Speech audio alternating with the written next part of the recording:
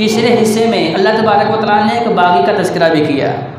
ارأیت الذی ینہا عبدا اذا صلی، سورہ علق کی آخری 11 آیات. کیا آپ نے دیکھا ہے اس شخص کو جو منع کر رہا ہے نماز پڑھنے والے بندے کو؟ عبدا اذا صلی. جب اللہ تبارک و تعالیٰ نے نبی کریم صلی اللہ علیہ وآلہ وسلم سے کمال درجے کی محبت کا اظہار کرنا ہو، اور جب اللہ تبارک و تعالیٰ نے نبی کریم صلی اللہ علیہ وآلہ وسلم کے مقام و مرتبہ کو بہت اعلیٰ اور بالا بیان کرنا ہو، تو اس وقت اللہ نبی یا رسول کہہ کے مخاطب نہیں کرتے، بلکہ اللہ تبارک و تعالیٰ عبداً اپنا بندہ کہہ کے مخاطب کرتے ہیں. اب دیکھیں کہ جو واقعہ معراج ہے اس جیسا واقعہ کائنات کے اندر اور نہیں ہے. آج بھی تاریخ انسانی دنگ ہے، یہ کیسے ممکن ہے؟ کیونکہ ہمارا ایمان بالغیب ہے، ہمیں یقین کامل ہے کہ نبی کریم صلی اللہ علیہ وآلہ وسلم جو فرما رہے ہیں بالکل 100% صحیح ہے. لیکن جو لوگ تجربات کے اوپر نظریں دوڑانے والے ہیں اور مشاہدات کے اوپر جو ہے نظر دوڑانے والے ہیں، وہ نہیں مانتے یہ کیسے ممکن ہے کہ رات کے تھوڑے سے مختصر سے حصے میں دل کا آپریشن بھی ہوا، مکہ سے اٹھایا بیت المقدس کی سیر کروائی، بیت المقدس سے پہلا آسمان، دوسرا، تیسرا، چوتھا، پانچواں، چھٹا، ساتواں، اللہ سے ہم کلام بھی ہوئے، جنت جہنم بھی دیکھی، تحفے تحائف کا تبادلہ بھی ہوا اور واپس بھی آ گئے، اور ابھی تک رات ختم نہیں ہوئی. اس کا مطلب کیا ہے کہ یہ معجزہ ہے. اب اتنے بڑے عظیم واقعے کو اللہ نے کیسے بیان فرمایا؟ سبحان الذی اسری بعبدہ. اللہ نے کیا الفاظ بیان فرمائے؟ یہ نہیں کہا ہم اپنے نبی کو لے کے گئے، یہ نہیں کہا ہم اپنے رسول کو لے کے گئے، بلکہ کہا ہم اپنے بندے کو لے کے گئے. یہ اللہ کی محبت ہے. تو آج اس بات پہ جھگڑے ہو رہے ہیں جی آپ نبی کو بندہ نہ کہیں. اللہ تبارک و تعالیٰ خود فرما رہے ہیں کہ ساری کائنات میں، ساری مخلوقات میں سے سب سے بہترین مخلوق ہم نے انسانوں کو بنایا ہے. انسانوں میں سے سب سے بہترین انبیاء رسولوں کو بنایا ہے. تمام انبیاء رسولوں میں سے سب سے اعلیٰ و ارفع ہم نے محمد رسول اللہ صلی اللہ علیہ وآلہ وسلم کو بنایا ہے. تو اللہ تبارک و تعالیٰ اشارہ کر رہے ہیں کہ کیا آپ نے دیکھا اس بندے کو جو ہمارے بندے کو نماز پڑھنے سے منع کر رہا تھا؟ ارأیت ان کان علی الہدی او امر بالتقوی. کاش کہ وہ شخص بھی ہدایت کی طرف آتا، ہدایت کا متلاشی ہوتا، اور کاش کہ وہ شخص بھی لوگوں کو اچھائی کا حکم دیتا. مکہ کے اندر نبی کریم صلی اللہ علیہ وآلہ وسلم کے جو مخالفین اور جو دشمن تھے، 3 قسم کے تھے. سب سے پہلے دشمن وہ تھے جو انتہائی درجے کے بخیل آدمی تھے اور بزدل بھی کمال درجے کے تھے، نبی سے حسد کرنے والے بھی بہت زیادہ تھے، اور نبی کریم صلی اللہ علیہ وآلہ وسلم کی بات نہ مانتے ہوئے بد دعائیں بھی دینے والے تھے. سب سے بدترین ٹولہ ان لوگوں کا تھا. ان میں سر فہرست ابو لہب اور اس کی بیوی تھی. اللہ تبارک و تعالیٰ نے سورہ لہب کے اندر ان کا تذکرہ کیا. ہم نے اس کے اوپر الحمدللہ تفصیل سے گفتگو کی ہوئی ہے. دوسرا ٹولہ ایسے لوگوں کا بھی تھا جن کے اندر بخیلی بھی تھی، بزدلی بھی تھی، لیکن وہ چاہتے تھے کہ کوئی درمیانی راستہ نکل آئے، مصالحت ہو جائے. یہ جنگ و جدل کا کام نہیں ہونا چاہیے، لڑائی نہیں ہونی چاہیے، کیونکہ وہ دیکھ رہے تھے کہ نبی کریم صلی اللہ علیہ وآلہ وسلم کی جماعت روز بروز بڑھتی جا رہی ہے، ان کی طاقت بڑھتی جا رہی ہے، ان کی قوت بڑھ رہی ہے، لوگ ان کے ساتھ جو ہے وہ ملتے جا رہے ہیں. اب ایک پورا لشکر اور قافلہ بنتا جا رہا ہے. ان کی سوچ یہ تھی کہ کوئی درمیانی راستہ نکال لیا جائے. اس لیے نبی علیہ السلام کے پاس پہنچے ڈیل کرنے کے لیے کہ ایک دن تم ہمارے خدا کو مان لو، ایک دن ہم تمہارے خدا کو مان لیتے ہیں. اگر نہیں مانتے تو بتاؤ کتنا مال و زر چاہیے، جتنا کہتے ہو تمہارے قدموں میں ڈھیر کر دیتے ہیں، لیکن ہمارے خداؤں کو برا کہنا چھوڑ دو، احد کہنا چھوڑ دو. یا اگر تم کہتے ہو مکے شہر کی یا عرب کی خوبصورت ترین لڑکی جو ہے تمہارے نکاح میں دے دیتے ہیں، لیکن احد کہنا چھوڑ دو. عقبہ بن ابی معیط جیسے لوگ جو ہے اس گروہ کے اندر شامل تھے. لیکن تیسرا گروہ ایسے لوگوں کا بھی تھا جن کے اندر بخیلی نہیں تھی. نہ وہ بخیل تھے، نہ وہ بزدل تھے، صرف حاسد تھے اور متکبر تھے. کیونکہ عرب کے اندر جو ہے حسد اور تکبر کوٹ کوٹ کے بھرا ہوا تھا. اللہ تعالیٰ معاف فرمائے یہ بیماری آج ہمارے اندر بھی موجود ہے کہ اپنے گھر میں ہی دیکھتے ہیں کہ اپنے کسی بھائی کو کچھ ترقی حاصل ہو رہی ہے، اللہ اس کے اوپر آسانیاں کرتا جا رہا ہے، تو دل ہی دل میں جو ہے بد دعائیں ہو رہی ہیں کہ اللہ اسے کیوں دے رہا ہے، اس کی یہ نعمت چھین کیوں نہیں لیتا کہ صرف میرے پاس کیا ہونا چاہیے؟ حضرت ذوالفقار یہ حسد ہے، لیکن اس کے مقابلے میں اگر آپ اس کی نعمت دیکھ کے اللہ کے حضور دعا کریں، اللہ اسے بھی تو نے دیا ہے، ساری کائنات کو تو دینے والا ہے، اگر مجھے بھی دے دے تو تیرا کیا جاتا ہے؟ اللہ اس کے اوپر بھی نعمتوں میں کثرت کر دے اور میرے اوپر بھی کثرت کر دے۔ اسے رشک کہتے ہیں۔ نبی کریم صلی اللہ علیہ وسلم نے فرمایا کہ حسد سے بچو، رشک کیا کرو، اللہ کے حضور دعا کیا کرو۔ اب یہ تیسرا گروہ، تیسری ٹولی، تیسری جماعت، جس کا لیڈر کون تھا؟ ابو جہل تھا، بخیل نہیں تھا۔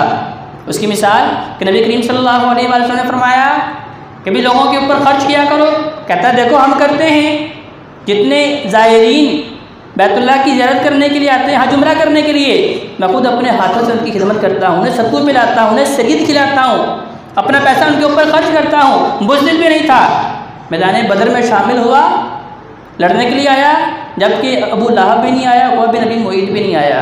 تو اللہ تبارک و تعالیٰ نے اس تیسرا جو تھا ابو جہل، اس کا تذکرہ سورۃ العلق کی آخری 11 آیات میں فرمایا۔ اور کیوں کیا؟ اس کی بھی ایک بنیادی وجہ ہے کہ نبی کریم صلی اللہ علیہ وآلہ وسلم اللہ کے حضور دعا کر رہے ہیں اور ایک ہی دعا میں اللہ سے یا عمر بن خطاب مانگ رہے ہیں یا عمر بن الحشام مانگ رہے ہیں۔ ابو جہل کا نام عمر بن الحشام تھا، کیونکہ دونوں کے اندر سخاوت موجود تھی، دونوں کے اندر جو ہے بہادری موجود تھی، دونوں کے اندر دلیری شجاعت موجود تھی، دونوں کے اندر عصبیت، اپنے لوگوں کے ساتھ محبت پیار موجود تھا، لیکن صرف اور صرف ایک جگہ پہ جا کے فرق تھا۔ حضرت عمر فاروق رضی اللہ عنہ کے اندر تکبر نہیں تھا، ابو جہل کے اندر تکبر تھا۔ تو اب دیکھیں یہ کتنی بڑی انسان کی جو بد اخلاقی ہے کہ انسان کے اندر تکبر ہو تو وہ پھر انسان نبی کریم صلی اللہ علیہ وآلہ وسلم کی دعا کا مستحق بھی نہیں بنتا۔ نبی السلام اللہ سے مانگ رہے ہیں کہ اللہ مجھے عمر بن الحشام دے دے، اللہ نے کیوں نہیں دیا؟ کیونکہ اس کے اندر تکبر و غرور موجود تھا، اور اللہ تبارک و تعالیٰ کو تکبر و غرور موجود جو ہے برداشت نہیں، قبول نہیں ہے۔ حدیث قدسی ہے، اللہ تبارک و تعالیٰ خود فرماتے ہیں کہ تکبر میری چادر ہے، جس انسان نے میری چادر کو ہاتھ ڈالا شققتہ، میں اسے پھاڑ کے رکھ دوں گا، اسے تباہ و برباد کر دوں گا۔ ذات ذوالفقار جو اللہ کے خلاف جانے جنگ کرتا ہے وہ کیسے تباہی و بربادی سے بچ سکتا ہے؟ کیونکہ تکبر و غرور جو ہے انسانی صفت نہیں ہے، یہ شیطانی صفت ہے۔ جب اللہ تبارک و تعالیٰ نے حکم دیا کہ بھی سارے کے سارے سجدہ کرو تو شیطان نے انکار کیوں کیا؟ ابا واستکبارا، انکار بعد میں کیا، پہلے تکبر و غرور کا اظہار کیا کہ میں بہتر ہوں، میں مٹی سے افضل ہوں، میں اعلیٰ ہوں۔ مٹی کا مزاج کیا ہے؟ جب آپ اسے چھوڑتے ہیں مٹی نیچے کو جاتی ہے، جب آپ آگ جلاتے ہیں آگ اوپر کو جاتی ہے۔ میرا مزاج بلندی کی طرف جانا ہے، انسانیت کا مزاج جھکنا ہے، میں ان کو سجدہ کیوں کروں؟ پہلے تکبر کیا، اس کے بعد اللہ کا حکم ماننے سے انکار کیا۔ اس کا مطلب کیا ہے کہ تکبر و غرور کرنا انسانی صفت نہیں ہے بلکہ یہ شیطانی صفت ہے۔ اب مختلف 3 واقعات ہیں۔ پہلا واقعہ کہ نبی کریم صلی اللہ علیہ وآلہ وسلم صحن کعبہ میں نماز پڑھ رہے ہیں، ابو جہل اپنے حواریوں میں سے، اپنے دوستوں میں سے کسی کو حکم دیتا ہے کہ بھی جاؤ فلاں قبیلے میں انہوں نے آج اونٹ کی قربانی کی ہے، اس کی اوجری لا کے ان کے اوپر پھینکو تاکہ سجدے میں سے سر نہ اٹھا سکے۔ اب وہ غلیظ بھی کتنی ہے، اس کے اندر جو ہے بدبو بھی کتنی ہے، اور اس کا وزن اور حجم بھی کتنا ہے کہ نبی علیہ السلام سجدہ کر رہے ہیں تو نبی علیہ السلام کے کندھوں کے اوپر، سر کے اوپر اوجری رکھ دی گئی۔ حضرت عبداللہ ابن مسعود رضی اللہ عنہ بیان کرتے صحیح بخاری کی حدیث، فرماتے میں چھوٹا تھا، میرے اندر اتنی ہمت سکت نہیں تھی کہ میں مشرکین مکہ کا مقابلہ کر سکتا، لیکن انتہائی افسوس کے ساتھ یہ سارے مناظر میں دیکھ رہا ہوں۔ بالآخر کسی نے جا کے حضرت فاطمہ الزہرا رضی اللہ عنہا کو بتایا، ان کی بھی عمر تھوڑی تھی، 6-7 سال عمر تھی، ان کی بھی کم سنی تھی، لیکن باپ کی محبت میں دوڑتی ہوئی آئیں، اپنے چھوٹے چھوٹے ننھے ہاتھوں کے ساتھ اسے نیچے اتارا۔ نبی کریم صلی اللہ علیہ وسلم کو بڑی قوت ہوئی، بڑی تکلیف ہوئی۔ بالآخر نبی علیہ السلام نے بدعا بھی دی، اللہم علیک بالقریش۔ 7 لوگ دانت نکال رہے تھے، نبی کریم صلی اللہ علیہ وسلم کو جو ہے حقیر سمجھ کے یا نبی علیہ السلام کی تذلیل کر کے نعوذ باللہ من ذالک دانت نکال رہے تھے، تو آقا علیہ السلام نے دعا کی، اللہم علیک بالقریش، اللہ ان کو تو تباہ و برباد کر دے۔ صحابہ کرام بیان کرتے ہیں مشرکین مکہ بھی کہتے ہیں انہیں بھی نبی علیہ السلام کی زبان کے اوپر اتنا یقین تھا کہ جب یہ دعا کرتا ہے اللہ اس بندے کی دعا کو رد نہیں کرتا، اور جب یہ بندہ بدعا کرتا ہے عرش والا اس کی بدعا کو بھی رد نہیں کرتا۔ وہ ساتوں کے ساتوں پہلی جنگ میں بدر کے اندر جو ہے جانوروں کی طرح جو ہے وہ قتل ہوئے، خوار ہوئے۔ ایک واقعہ تو یہ ہے۔ دوسرا واقعہ کہ ابو جہل جو کہ نبی کریم صلی اللہ علیہ وسلم سے حسد کرتا ہے، اب دوڑ کس بات کی تھی؟ انہیں سمجھ رہا تھا کہ مکے کا چودھری مجھے بننا چاہیے، سب سے زیادہ اقتدار میرے پاس ہونا چاہیے، لیکن لوگ جو ہے زیادہ محبت محمد سے کرتے جا رہے ہیں صلی اللہ علیہ وسلم، لوگ زیادہ احترام اس شخص سے کرتے جا رہے ہیں، لوگ زیادہ بات اس کی مانتے جا رہے ہیں۔ اب اس حسد کی وجہ سے اس نے اپنے ایک اور خادم اور دوست کو حکم دیا کہ ان کی گردن میں چادر ڈالو اور اتنی زور سے گھماؤ کہ ان کی آنکھیں جو ہیں وہ باہر نکل آئیں، اور اس بدبخت نے ایسا ہی کیا۔ اس کے بعد تیسرا واقعہ کہ جب نبی کریم صلی اللہ علیہ وسلم کو نماز پڑھنے سے روک دیا، عبد نجاس اللہ، جب ہمارا بندہ نماز پڑھنے لگا تھا یا نماز پڑھ رہا تھا تو اس بدبخت نے، اللہ اور اس کے رسول کے دشمن نے نماز پڑھنے سے منع کر دیا، اور نبی کریم صلی اللہ علیہ وسلم کھڑے ہوئے اور بڑی دلیری کے ساتھ کہا کہ اللہ کے دشمن پیچھے ہو جا تو میرا بال بھی بھیگا نہیں کر سکتا۔ اب یہ تیسرا واقعہ یوم طائف کے بعد کا ہے، جب نبی کریم صلی اللہ علیہ وسلم طائف سے ہو کے آئے، چونکہ 10 نبوی کے بعد نبی کریم صلی اللہ علیہ وسلم کے جب چچا کا انتقال ہو گیا، آپ کی بیوی حضرت خدیجہ الکبریٰ رضی اللہ تعالیٰ عنہ کا انتقال ہو گیا، تو نبی علیہ السلام بڑے پریشان تھے، کیونکہ اب مکے کی فضاؤں میں اور گلیوں میں یہ بات مشہور ہو گئی کہ اب ان کا جو ہے کام ختم ہونے والا ہے، ان کی دعوت جو ہے وہ انجام تک پہنچنے والی ہے، کیونکہ سب سے بڑے سپورٹر ان کے جو تھے ان کے چچا تھے اور ان کی بیوی تھی، دونوں مالدار بھی تھے، دونوں کے پاس دراہٹ بھی موجود تھی، جب تک یہ موجود تھے تو ان کی طرف جو ہے ہاتھ نہیں اٹھا سکتا تھا۔ جب دونوں کا ایک ہی سال میں انتقال ہوا تو اللہ تبارک تعالیٰ نے فرمایا کہ اچھا اب مکہ سے نکلیں تاکہ طائف والوں کو دعوت توحید دیں، لیکن وہاں بھی جو ہے حالات اس سے بھی بدتر ہوئے، شریر بچوں کو پیچھے لگایا گیا، نبی کریم صلی اللہ علیہ وسلم کے اوپر جو ہے وہ پتھر برسائے گئے، تلا جسم جو ہے سارا بدن جو ہے لہو لہان کیا گیا۔